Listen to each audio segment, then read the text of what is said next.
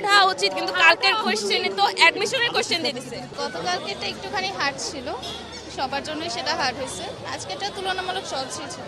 আন্দোলন করা অবশ্যই, হ্যাঁ, কোশ্চেনের মান যেরকম, যে টপিকগুলো আমাদের পড়ানো হয়নি বা পড়ানো হলেও কম করা হয়েছে, সেগুলো থেকে দিচ্ছে।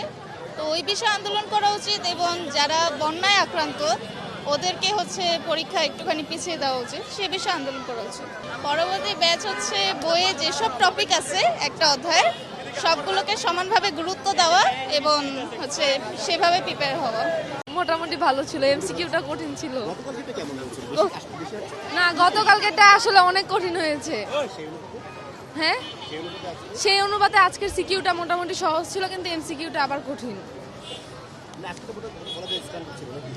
মোটামুটি বলা যায়, এখন সবার কাছে তো সবাই তার ওইভাবে পড়ে আসে নাই, বাট আজকেরটা আগের দিনের পরীক্ষার থেকে স্ট্যান্ডার্ড ছিল। হ্যাঁ, গতকালটা অনেক বেশি হার্ড ছিল, আজকেরটা স্ট্যান্ডার্ড ছিল। হার্ড হওয়া উচিত, কিন্তু কালকের কোশ্চেনে তো অ্যাডমিশনের কোশ্চেন দিয়ে দিছে। যেমন আমরা বিগত বছরের কোশ্চেন প্যাটার্নই ফলো করব, কিন্তু আমাদের কি হয়, বিগত বছরের কোশ্চেন প্যাটার্ন তো আসেই না, বরং একটা নতুন টপিক নিয়ে আসে যেটা আমরা কখনো দেখি নাই, জানতাম না। তো এইসব আনলে তো আমরা লিখতে পারবো না। আমাদের তো বিগত বছর থেকে আমাদের নিজেদের প্র্যাকটিস করে তারপরে লিখতে হবে। তো যদি এখন ওনার একটা নতুন টপিক ঢোকায়, ওই নতুন টপিক কই থেকে আসে? আমাদের তো আগে থেকে প্র্যাকটিস করা লাগবে। তো এর জন্য কোশ্চেন যখন এরকম হয় তখনই আমরা লিখতে পারি। আসল ফল থেকে তৈরি, সম্পূর্ণ প্রিজারভেটিভ মুক্ত ফ্রুটিকা, পিওর মানে ফ্রুটিকা। আজকে হ্যাঁ, অনেক সহজ আসছে এর তুলনায়। ভালো দিচ্ছি, অনেক ভালো দিচ্ছি। ভালো হয়েছে আজকে। হ্যাঁ, গতকালকের পরীক্ষা একদম বাজে হয়েছে, প্রশ্নটা অনেক বাজে ছিল, প্রশ্নের প্যাটার্ন একদম পুরো ভিন্ন ছিল।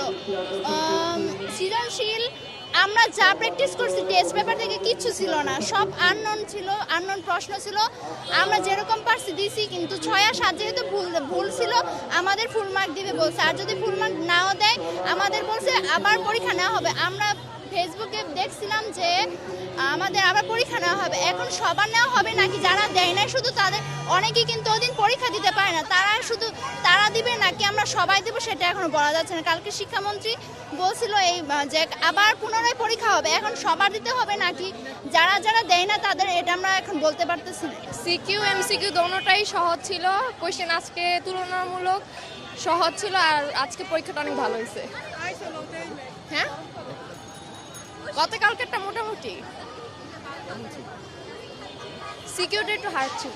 গতকালের প্রশ্ন সম্পর্কে তো কিছু বলার নেই, মানে কোয়েশ্চেন তো দুইটা অটোমেটিকলি ভুল আসছেই।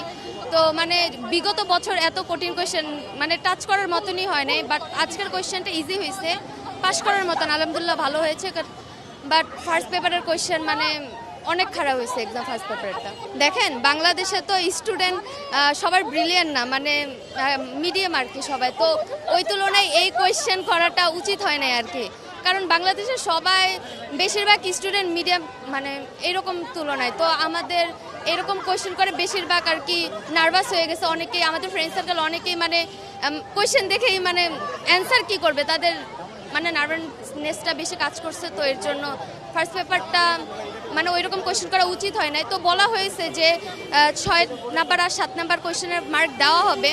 তো এখন দেখি, আল্লাহ পরবর্তী ব্যাচের জন্য একটাই কথা, যে বিগত বছরে যে কোয়েশ্চেনগুলো হয়েছে বা রিপিট হয়েছে, এবার কোয়েশ্চেনের মান পুরা ভিন্ন হয়েছে।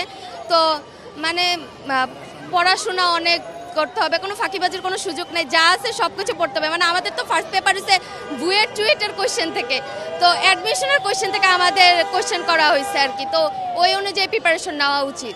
বাট আজকে সেকেন্ড পেপারটা আলহামদুলিল্লাহ ইজি হয়েছে, কোয়েশ্চেন ভালো হয়েছে।